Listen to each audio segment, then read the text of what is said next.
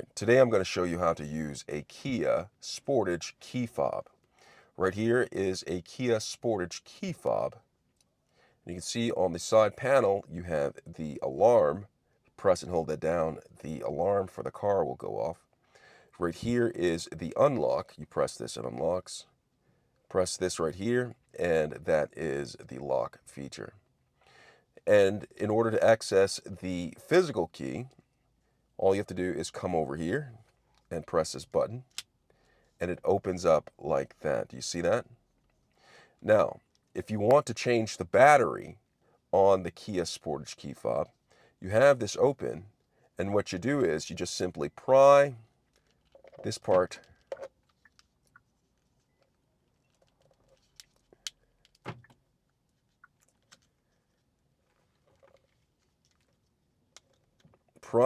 open. Ooh.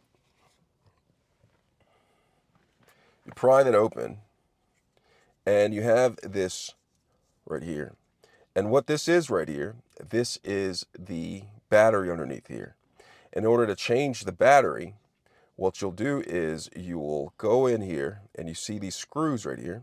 You'll unscrew these screws, 1, 2, 3, and 4, and then remove this panel right here to access the battery on the key fob.